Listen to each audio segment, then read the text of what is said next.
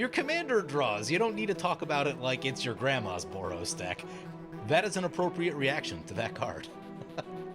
I've heard it many times in my life. Welcome back, everyone. Trying out some new content today. If you like it, let me know in the comments below. Anyway, I know this one's going back a little ways, but I'm going to be reacting to Josh LaQuai playing Akiri on game nights. And this video is from almost exactly a year ago, but I think there's some interesting moments in this game worth breaking down to help you guys with your own deck building and piloting of Boros decks. Because with Boros decks, it is just a little bit harder and takes a little bit more trial and error to get them right than it does with a lot of other colors. Also, it's been a little while since I've picked on the command zone guys, so it's going to be good to get back to form here. But even though I know some of those other videos are a little more serious in tone, this one's all in good fun and just about trying to build better decks and stuff like that. And with that, let's get going. Super dramatic intro. I'm just jealous. This intro's pretty sweet. I wish I had one like it.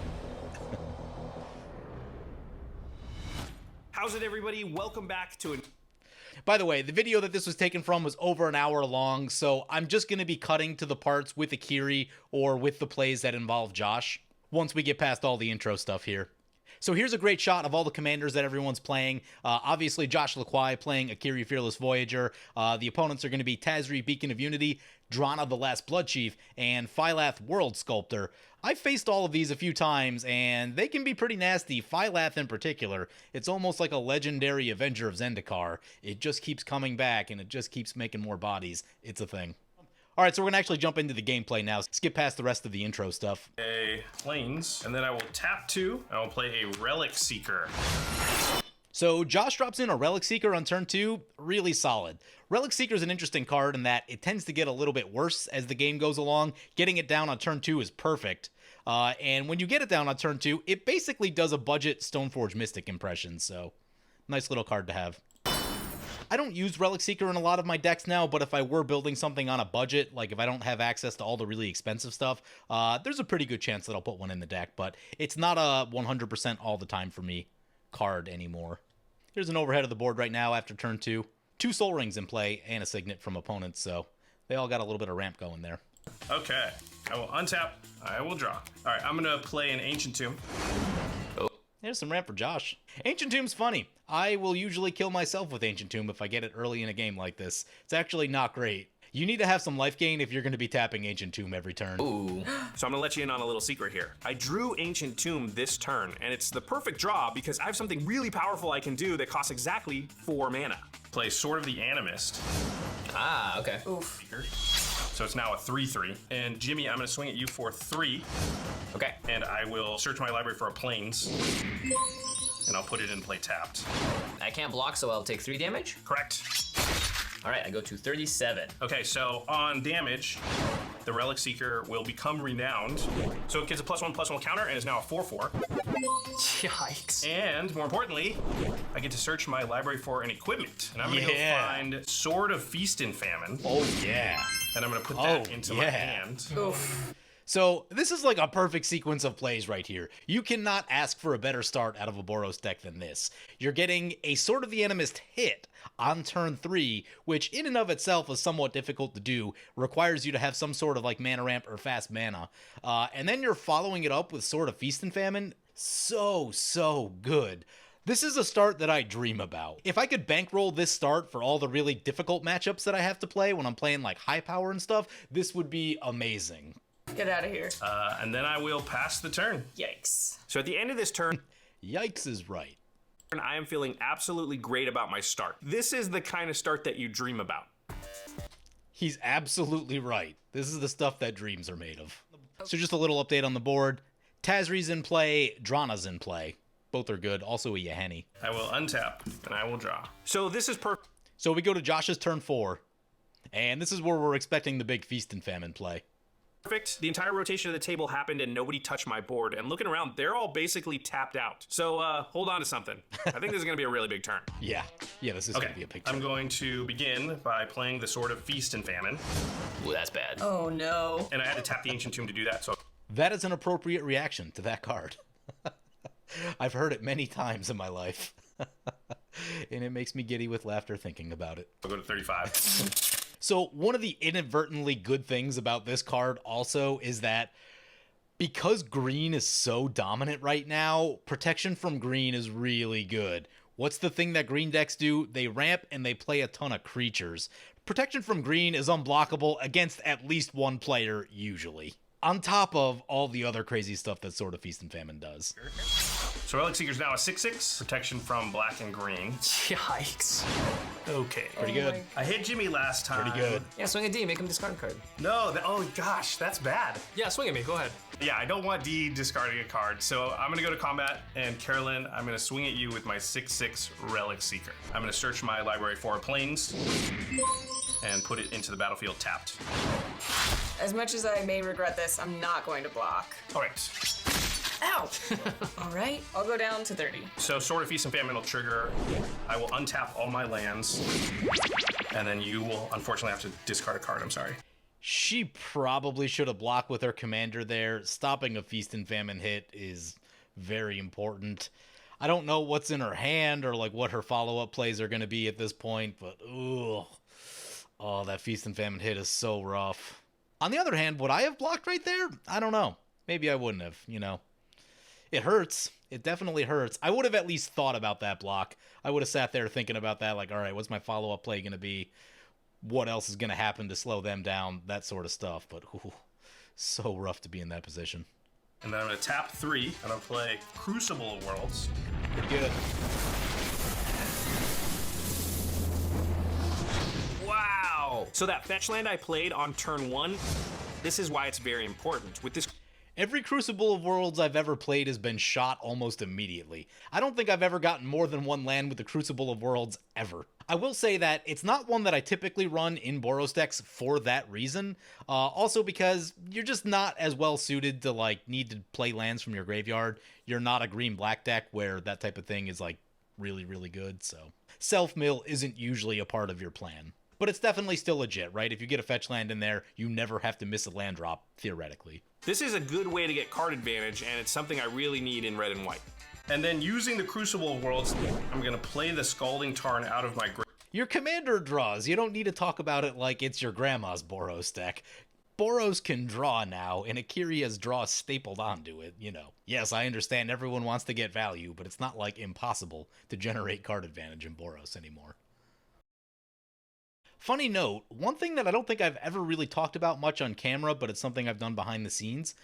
In a lot of my decks, especially the ones where I'm trying to get my basic land count up, if you have a perfect mana base available to you, you actually will get to a place where you need to reduce your fetch lands a little bit, and in Boros in particular, having the white fetch lands is more advantageous because of Mistveil Plains. And so when you look at my Boros decks online, even the MTGO ones, I've actually cut quite a few of the red fetch lands because they can't find Mistveil Plains, and also the decks tend to have a few more white cards than they do red cards, so it's a really minimal thing, but every once in a while it matters, so just something to keep in mind. and play my commander, Akiri Fearless Voyager. Akiri coming in. Yikes! Yeah, pretty sweet animation. Love it. So my commander is here. I actually had a choice earlier in the turn of whether to play Akiri out first, then attack with my Relic Seeker to draw the card immediately, but I felt it was better to untap the lands and then play her. It's okay. That's absolutely true. Getting your mana doubled is so much better than drawing a card or two. And then I will pass the turn. That's all you're gonna do, Josh? That's it. No You're more good. cards. You're... That's a really good turn 4. A really, really good turn 4. Tap 3, and I'm going to play Phyrexian Altar. Yep. Good start. That's always a Always shoot the sack outlet. Whenever you see a sack outlet, you need to get rid of it immediately. It will cause problems. bad way to start things. Nothing ever comes good after that happens. And then I'm really scared of you, Josh, so I'm going to attack you with both Yuheni and Drana. Okay. You take 6. That's a shot. It's still really early in the game. A weakness with Voltron decks is that they don't block particularly well, especially flyers if your commander doesn't have flying. So Vigilance is a really good thing to have, or just something that's going to give you some defense so you don't just get picked apart by incoming attacks. All right, I go to 22. I think it's coming to his 5th turn, and he's at 22 already. Like, where did his life go? I know there's an Ancient Tomb out there. There's probably been like 1 or 2 other attacks, but wow. 22 is very low for turn 5. Already getting pretty low. But what am I supposed to do? Not use my Ancient Tomb twice every turn and not crack my... Yeah, that's the big thing. Using Ancient Tomb twice every turn, that's a lot of life loss. And that is definitely where you need some lifelink. I've really kind of come around on the fact that you need a little bit of lifelink in your deck. I've started adding Luxodon Warhammer back into the deck. I've been thinking about Shadow Spear. It's a weird card that doesn't always do what you need it to do. The power boost that you get from Luxodon is really important, and Shadow Spear doesn't quite give you that, but it is a really efficient play. It's still very good, so I don't use it everywhere. And on occasion, I do consider War and Peace, depending on what a deck is doing also. But I would say for a Boros deck right now, you really want at least 2 ways to gain life back. One of them probably being Luxodon Warhammer for a deck like this, but then you have some other choices depending on like which commander you're playing specifically. True Conviction's always a really solid card. Some of the other equipments like I mentioned, but yeah, having some ways to gain some life is a really big deal. Even just dropping something like an Authority of the Consoles or a Blind Obedience does a lot to slow your opponents down and gives you that ability to get some life back. All big stuff for when you have games that go like this. Early Ancient Tomb, early aggression in the air, and next thing you know, half your life's gone on turn 5. More flyers. It's just gonna keep getting bigger and bigger as the game goes on. I'm gonna pass the turn. Okay. Oh no. Josh's turn. I will untap, and I will draw Felidar Retreat. Ooh. So this is a new card from Zendikar Rising, and the fact that I have a fetch land in the graveyard, plus Crucible of Worlds, plus sort of the Animus. This is a really good setup. I don't know if there's ever been a Felidar Retreat this good.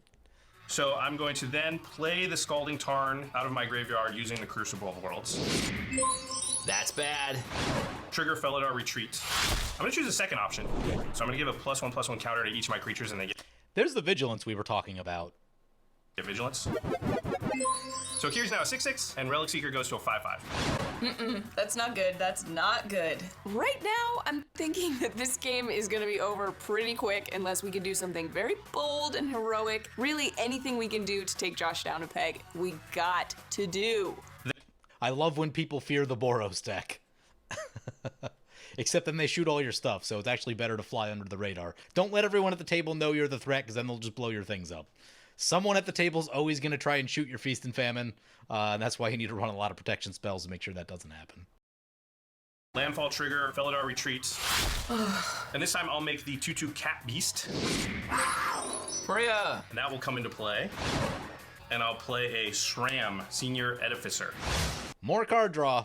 I don't usually run Shram these days, but in certain decks it makes a lot of sense. Akiri is a deck where you can run a lot of equipment, so Shram does make sense. The one thing that I never liked about Shram that much is just the timing of it. If your equipments are already in play, then you don't really get to draw with Shram, so there's a timing issue there, which means you really do want to use it in a deck that's got a higher equipment count, probably something north of 17. And that's about where Akiri's going to be. Some of my Aurelia decks were only around like maybe 13 or 14 equipments, but with 5 or 6 ways to tutor them. So it depends on some of the other choices you make in your deck. Higher equipment, Shram makes sense. Lower equipment, I might not run it. All right, then I'll go to combat, and I have to swing at 2 players because of Akiri, and I'm going to swing Akiri at D and Relic Seeker at Jimmy. Okay. On attacks, Sword of the Animus will trigger. I will go find a Plains and put that into the battlefield tapped. And that will also trigger Felidar Retreat, so I'll make a second cat token. You're just rude now. So much value. So much value. Oh. And Akiri, I draw for each player I'm attacking with an equipped creature, which is 2, so I'll draw 2. Gross. Yeah, very gross. This is an insane turn. So much stuff is coming out on the board right now. There's land. I think it's turn 5. This is like a very crazy turn 5. Okay, and then I will also untap all my lands. Yikes! All right, and then I'm gonna pay 2, and I'm gonna play Goblin Engineer, Come on. and I will find Sunforger. Yeah! Sunforger time! Let's do it. Let's do it. Goblin Engineer is one that's been in and out of a lot of my decks. If you have a lot of mana rocks that you can sack, or just like lower equipment, if you're doing like the kind of 1 and 2 man equipments that are just like value plays and stuff like that, it can make sense. It's also really good if you're playing a deck where you need to find Winter Orb. It will allow you to do that. But that said, I don't run it everywhere anymore because there's been so many good equipment cards printed in the last year that sometimes it makes it into a deck if like I'm trying to do the Winter Orb thing, but not always. And put that into my graveyard. Oh no. My battlefield is full. I've cast basically every card out of my hands. But the Sunforger, if I can get it onto the battlefield next turn with the Engineer, means that I'll have access to all the protection and all the answers in my deck. The only That is such a big deal. I've been saying that for years. Getting whatever you need when you need it most is how you win games of Commander. Particularly when Teferi's protection was printed, that's probably the single biggest upgrade that ever got printed for Sunforger, because now you can protect literally everything in your deck, including the Sunforger, which, when you get it in and equip it, is one of the first things that people will try to blow up. I can't overstate how powerful Teferi's protection with Sunforger is. Okay, I don't usually go in for player collusion, but this is a massive threat. You guys want to kill Josh? Yeah, let's do it. Yay! Yeah, let's party on. All right, cool. We're agreed on that. We're playing Art. Yeah, here's a tip. We talked about it a little bit already. Don't become the arch enemy at the table. The game will be much harder if you do. Whenever you can and whenever it makes sense, hold back where you can, right? Like, if you just keep a Sword of the Animus on the Relic Seeker and just keep poking away with that every turn, you'll get a lot of lands, but people won't necessarily perceive that as threatening as the same way as Feast and Famine with a bunch of tokens on your commander that's huge. So where you can, try to do things that won't get you perceived as the threat. I'm not saying don't give up good plays, but like, if you have a choice between like a couple small plays that aren't very threatening or like dropping an Aurelia into play or something like that, hold on to that Aurelia for a little bit, do the small stuff first, and then drop Aurelia when it's time to drop Aurelia. And then I will swing at Josh, because he needs to die. I will take 2, and I will go to 17. All right. So this is the card that originally Vampire tutored for. So I'm gonna play Liliana Dreadhorde General. Arise! So I originally got this card to wipe out Josh's board. Because of the token generation that Josh has, it's really not gonna affect his board as much. It's really gonna hurt my current party members more than it is Josh. So feels bad, but I'm gonna +1-er. Let's talk about sacrifice effects a little bit. So Josh did the thing that you want to do against black decks that have sacrifice effects, which is put some tokens into play. He's doing it with the Felidar Retreat, which isn't necessarily the first card that I would go for, but it is a solid card overall. It's free value whenever you drop a land. And now with the printing of Hearth and Home, Felidar Retreat probably even makes a little bit more sense. The card that I've been really digging lately is Oketra's Monument, because it gives you cost reduction for your white creatures, but whenever you cast any creature, it's also going to make a 1/1, and that 1/1 is super good against sacrifice effects like this, which is one of the things that Voltron has really feared over the years, is sacrifice effects. So I really like Oketra's Monument, just because having 1 or 2 extra tokens in play shuts down a Fleshbag Marauder type play. You can use them as blockers if you need to. Occasionally you can hit with damage. Skull clamping them is a really big thing to do too. So I'm really in on Oketra's Monument, but Josh is getting essentially the same job done with Felidar Retreat right here. But yeah, they forced him into the +1 instead of the -4, and the -4 in that thing is really powerful. I'm gonna swing at you, Josh, with Drana and Nighthawk Scavenger. The Flyers coming back in. Yeah, this is the one thing he's really soft to right now is Flyers. 8 damage. Well, I have no flyers, so I am forced to take 8. And I will go to 9. And then And this is why you should always run Aurelia in the command zone, because then you have a flying blocker.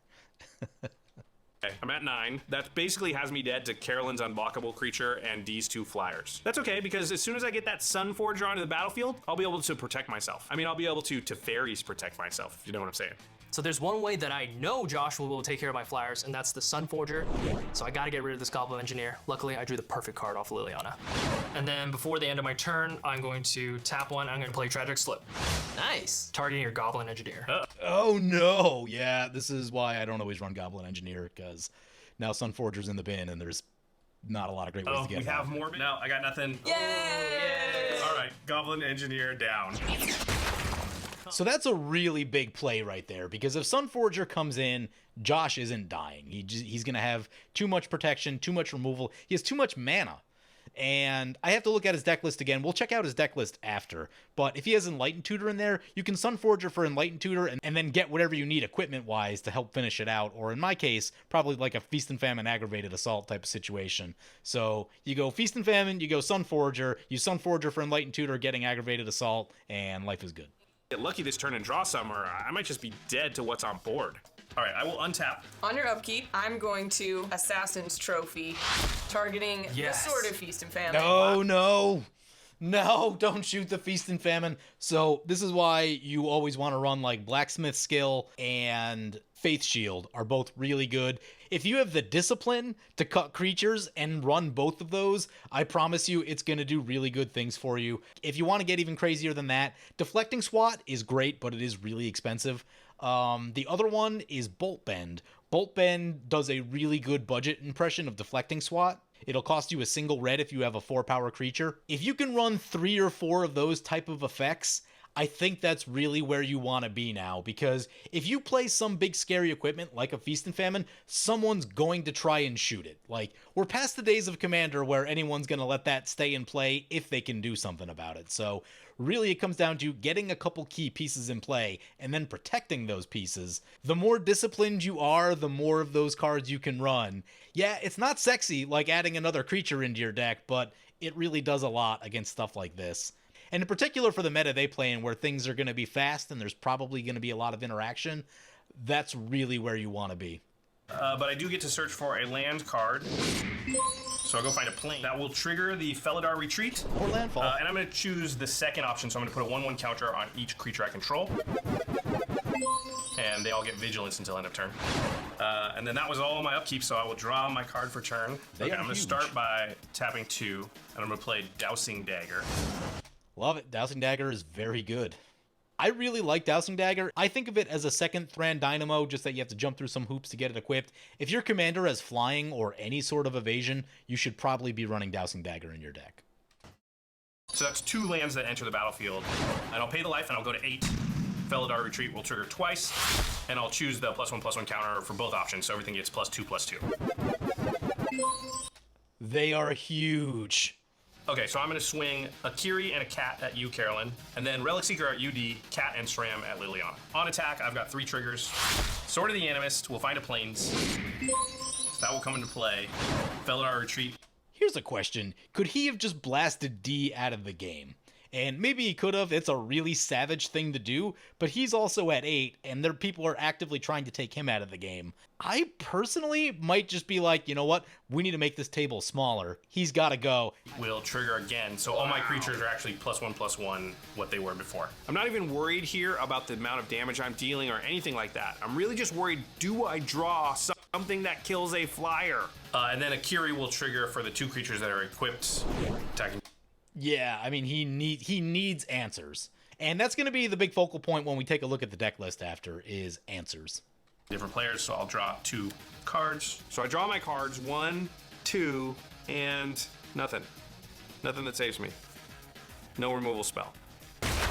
And Relic Seeker hits you for 9. I take 9, I go to 25.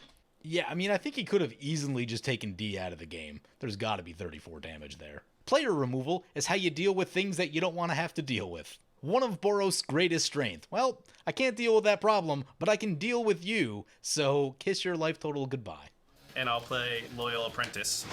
Doesn't make any flyers now, though. The ironic thing here is that if I had drawn the Loyal Apprentice before Bad timing on the Loyal Apprentice. combat, it would have created a flyer which I could then use to block one of these creatures and maybe survive. But I drew it after combat. I'm gonna die to what's already on the board. Yeah, it's bad timing on the Thopter guy there. Okay, so I have no flyers. I'm at 8.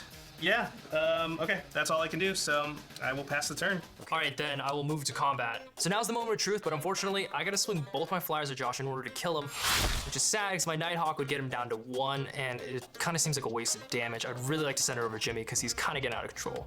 So I'm 1 off from being able to kill you with just my Nighthawk. Oh, it's a 7-power creature? Yeah, it's 7. So you have to swing both creatures at me? Let me ask you this. If you don't have to swing drawn at me, who are you going to hit with it? Who do you think I'm gonna hit it with? Wow, jeez. How much power? Wait, how much power do you have on the board right now? 24, it's not a big deal. Okay, I will tap my Ancient Tomb. What? And I'll I'll go down to 6.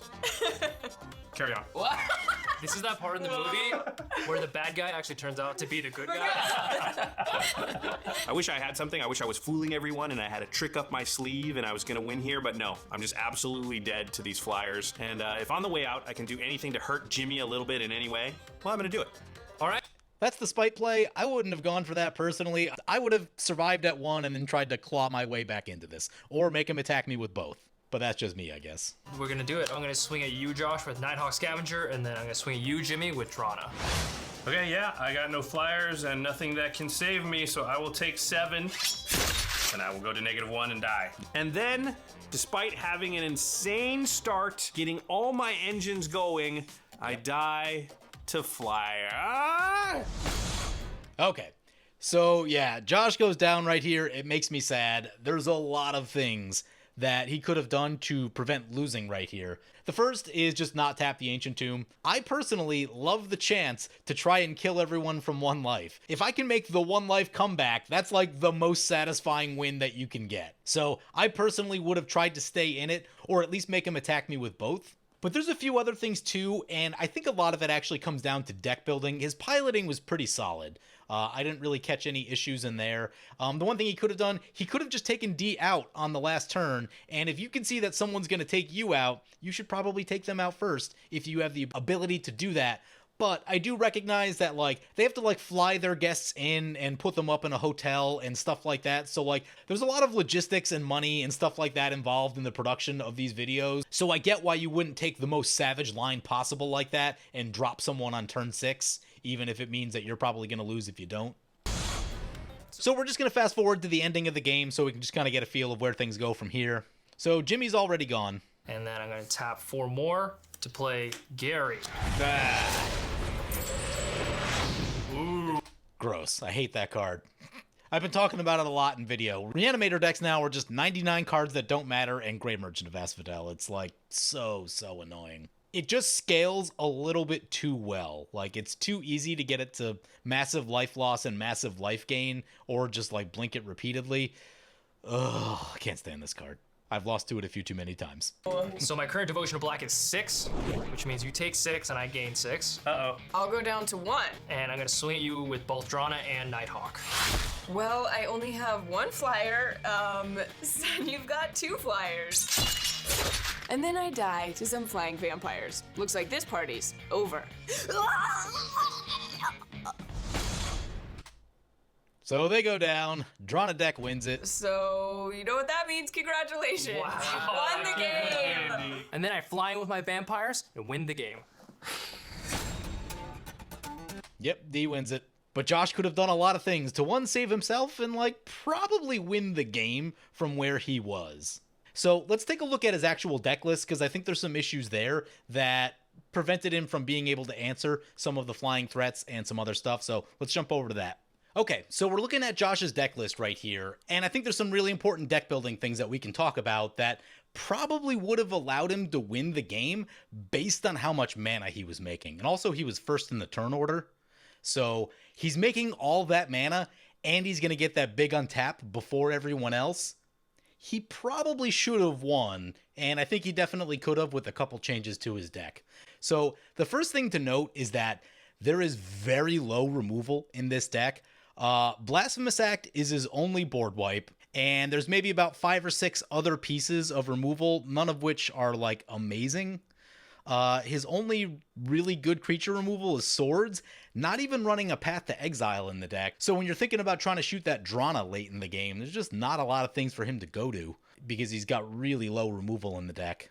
And the other thing, too, is that Akiri's ability is really good with board wipes, so you should definitely be running a large number of board wipes with Akiri, at least 4 or 5. At least. But I get why he probably didn't want to go crazy with that, because with the production of game nights, it's such a big thing that, like, they don't want the game going to 15 turns and having a board wipe fest and all of that, so they probably dropped the removal counts just a little bit to avoid that, but I think he definitely went way too low. There were so few things in his deck that would have been able to actually answer the creatures on board. That's just not a great spot to be, so you definitely want about 4 or 5 board wipes with Akiri, more if you really want to. The next thing that you'll notice is missing from the deck is extra combats. The only one he really has is Godo Bandit Warlord, and Godo's extra combat is weird because everything needs to have vigilance. He had the Felidar Retreat in play, so that would have comboed nicely, but you need more extra combats in the deck. For a deck like Akiri, I'd probably want about 3 of them or so, but if you wanted a 4th one, I wouldn't stop you. An extra combat on that last turn, and he probably kills 2 players, and is probably able to squeak out a win one way or another. So, lack of extra combat's definitely a big thing, and definitely something that's missing from the deck. Another thing too is that I think some of his choices were based around trying to get maximum value off of Akiri and trying to draw the max every single turn, which I don't think is the right approach. So we see cards like Bonesaw, we see cards like Shuko in the deck. We also see Goblin Assault. These are just low impact cards that don't do that much in the scheme of things, and I would rather put 3 good cards in those slots that are actually going to have board impact. In the case of the equipments, I talked about it a little bit with the lifelink. Luxodon Warhammer and Shadow Spear are probably going to be really good pickups for this deck. And they weren't available at the time. These are more recent cards that were printed after this video was made, but Hearth and Home is insane, and Cauldra Complete is also really good. So those are 2 really good equipments that I would much rather have over the 2 that we see here. And if you tighten up the rest of this deck list, you could probably convince me on a good day that these are decent with Akiri. But with some of the other issues going on, I would probably just pull these out and put better cards in their spot. Another thing that's missing is like a really good finisher. We talked about the extra combats a little bit, but it's a really good idea in Voltron to have some sort of backup plan now. For me, I've been using Mob Rule a lot, or if you're a deck that can generate a decent amount of mana, Crackle with Power is a newer one that is also really good. Or even something like a Chandra's Ignition, which is both removal and a potential finisher, which is good for getting around things like Fog and Spore Frog and stuff like that. So he's also missing having like the 1 or 2 backup cards that you really want when you're playing a deck like this. Also, Akiri's interesting as a Voltron commander. Akiri is decent as a Voltron commander, but it is actually genuinely difficult to kill all 3 players with commander damage, unless you're dropping a lot of extra combats. Akiri's abilities are more suited to value and card draw. I kind of think of Akiri as a very modal type of Voltron deck, where I'm probably going to try to kill the first player with commander damage, but I know that I probably won't have the time and the tempo to get rid of the other 2 unless I'm dropping like Feast and Famine Aggravated Assault combo or something like that. So that's where you want some other plans in the deck that are going to get you across the finish line. Like I said, it's just difficult to kill all 3 players with commander damage with Akiri because she doesn't provide huge damage output like a lot of the other Boros Voltron commanders do. She gives you value and utility. You want to think about how you're going to use that value and utility to actually win the game. And maybe it's just wiping the board and making all your stuff indestructible. That's a pretty good way to do it. And the main combos that I would have been running in this game are Feast and Famine Aggravated Assault, also Neheb, for that same combo. Also, Feast and Famine with Waves of Aggression. It's not truly infinite, but Akiri does draw, so it'll help you squeeze off probably 3 or 4 extra combats, which is usually enough to win a game, so definitely Waves of Aggression. But the final thing that's not in here, and it wasn't something that I figured out until like much later, probably 6 months after I had played the deck, was the interaction with stuff like Protector of the Crown, Palisade Giant. All of those prevent all damage to you type of creatures are really good when you put indestructible on them. You can't take damage, which is another way he could have saved himself from all the incoming attacks without necessarily just having to wipe the board and playing tons of removal. Protector of the Crown and Palisade Giant are really good with Akiri, and that's my preferred way to play the deck now, is to just sit back and prevent all the damage, because it makes me happy. So that's another thing that's missing. So anyway, I don't want to go on too long about this. There's easily 10 or 15 cards you could change out in this deck that would drastically change how it played on camera, and probably given Josh the opportunity to win based on how much mana he was making. Having more removal in the deck, 4 to 5 board wipes, more spot removal. Having some extra combats, if he fired off an extra combat late there, he probably wins the game. Having some lifelink, Luxodon Warhammer, Shadow Spear, those cards are really impactful. I would drop those in over some of the other equipment that are in the deck. And the damage prevention creatures. The damage prevention creatures are really good in this deck. They would have saved him here, and he may have been able to come away with a win. So anyway, I hope you enjoyed this breakdown of Josh Liquai playing Akiri on game nights. Let me know if you like this video in the comments below. Be sure to like and subscribe if you haven't done so already, and as always, thank you for watching. I want to thank my awesome Patreon supporters. You guys are awesome. If you want to help support the channel and vote on which decks I play next, feel free to check out my Patreon, the link below.